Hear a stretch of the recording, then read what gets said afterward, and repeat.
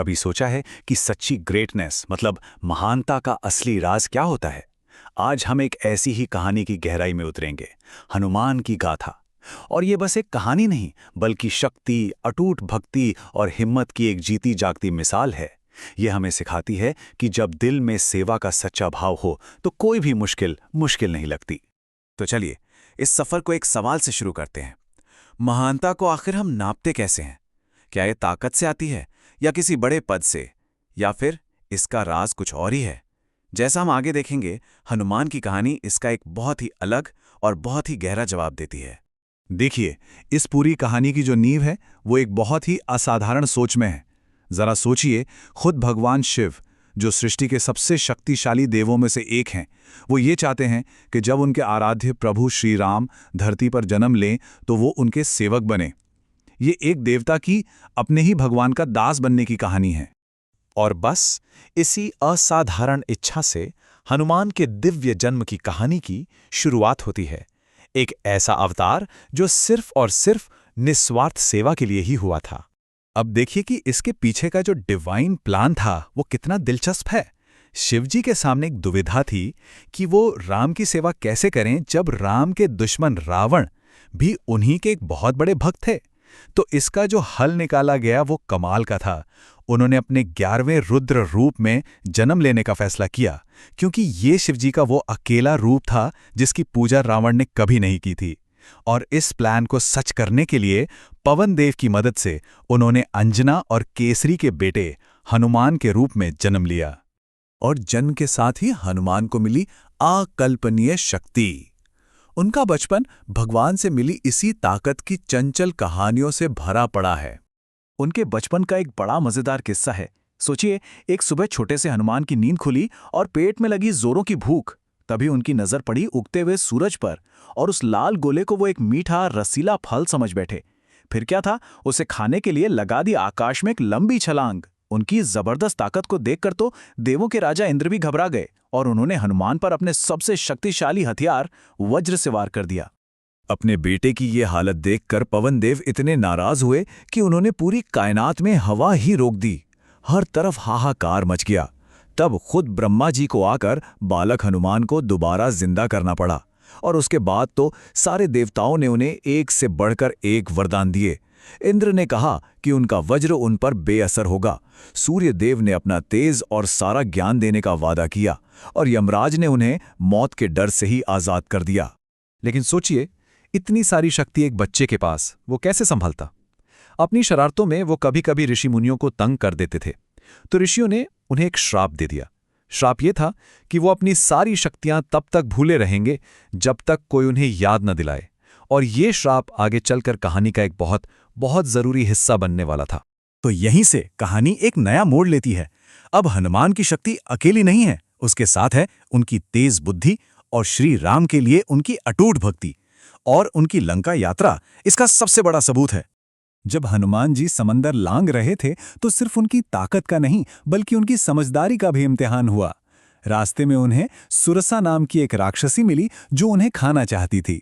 अब देखिए, हनुमान ने यहां लड़ाई नहीं की, उन्होंने अपनी बुद्धि का इस्तेमाल किया।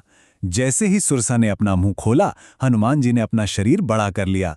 सुरसा ने अपना मुंह और बड़ा किया तो हनुमान जी अचानक मच्छर जितने छोटे हो गए, उसके मुंह में जाकर तुरंत बाहर निकल आए। उसकी शर्त भी पूरी हो गई और काम भी बन गया। लंका पहुंचकर रावण के महल में सीता जी को ढूंढते हुए उन्हें बहुत सी सोती हुई स्त्रियों को देखना पड़ा। एक पल को उनके मन में आया कि क्या ये सही है, पर उनका मन बिल्कुल साफ था। उन्होंने खुद से कहा, मेरी नजर में कोई खोट नहीं है, मैं तो बस अपनी मां को ढूंढ रहा हूं। मतलब जब इरादा नेक हो तो रास्ता अपने आप सही हो जाता है। और फिर उस राक्षसों की नगरी के बीच एक ऐसी चीज हुई जिसकी किसी ने उम्मीद नहीं की थी। उन्हें एक ऐसा घर दिखा जिसके बाहर राम नाम लिखा था और आंगन में तुलसी का पौधा लगा था। ये घर रावण के ही भाई विभीषण का था। दुश्मन के घर में एक दोस्त का मिलना सीता जी को खोजने की मुहिम में एक बहुत बड़ी कामयाबी थी। लेकिन अब हम कहानी के उस हिस्से पर आते हैं जो शायद हनुमान की भक्ति का सबसे बड़ा सबूत है। एक ऐसा पल जो भक्ति की सारी परिभाषाओं से परे है। जब युद्ध के बाद सब अयोध्या वापस आए तो भरी सभा में माता सीता ने हनुमान को बहुत प्यार से एक बेशकीमती मोतियों का हार दिया। पर हनुमान जी ने कुछ ऐसा किया कि सब हैरान रह गए। वो एक एक मोती को अपने दांतों से तोड़ते, उसे गौर से देखते और फिर फेंक देते। जब उनसे पूछा गया कि वो ये क्या कर रहे हैं, तो उनका जवाब बहुत सीधा था, मैं तो हर मोती में अपने प्रभु राम को ढूंढ रहा था। ये सुनकर सभा में कुछ लोगों ने ताना कसा, अगर तुम हर चीज में राम को खोजते हो तो क्या तुम्हारे शरीर में भी राम है? अगर हैं तो दिखाओ हमें। और तब उस चुनौती के जवाब में हनुमान जी ने जो किया वो भक्ति के इतिहास में अमर हो गया। उन्होंने एक पल भी नहीं सोचा, अपने ही नाखूनों से अपनी छाती चीर दी और वहां बैठे हर एक इंसान ने अपनी आंखों से देखा, उनके दिल के अंदर खुद प्रभु श्री राम और माता सीता बैठे हुए थे। पर हनुमान की कहानी यहीं खत्म नहीं होती। ये त्रेता युग से निकलकर द्वापर युग तक जाती है और हमें सिखाती है कि असली ताकत हमेशा विनम्रता के साथ ही आती है। सदियों बाद जब पांडव जंगल में थे तो भीम, जिन्हें अपनी ताकत का बहुत घमंड था, उनका सामना एक बूढ़े बंदर से हुआ। बंदर रास्ते में अपनी पूंछ फैलाकर लेटा था। भीम ने बड़े घमंड से उसे पूंछ हटाने को कहा, लेकिन जब अपनी सारी ताकत लगाने पर भी वो पूंछ 1 इंच नहीं हिली, तब जाकर उनका घमंड टूटा। उन्हें एहसास हुआ कि ये कोई मामूली बंदर नहीं, बल्कि उनके बड़े भाई खुद हनुमान हैं। ऐसा ही एक सबक उन्होंने अर्जुन को भी दिया था। जब अर्जुन ने घमंड में कहा कि वो तो अपने बाणों से ही समंदर पर पुल बना सकते थे, तो हनुमान जी ने उनके बनाए पुल पर सिर्फ अपना एक पैर रखा और पुल टूट गया। उन्होंने अर्जुन को समझाया कि इंसान की कलाकारी कितनी भी महान क्यों ना हो, वो भगवान के सच्चे भक्तों का वजन नहीं उठा सकती। तो ये सब कहानियां हमें एक ही जगह लाती हैं।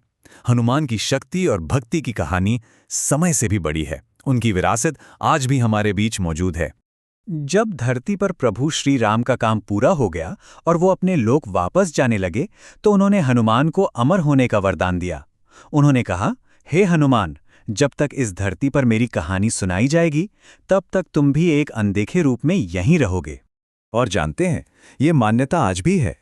ऐसा माना जाता है कि जहां कहीं भी पूरी श्रद्धा के साथ राम कथा हो रही हो, वहां हनुमान जी किसी न किसी रूप में उसे सुनने जरूर आते हैं। तो घूम फिर कर हम वापस उसी सवाल पर आते हैं।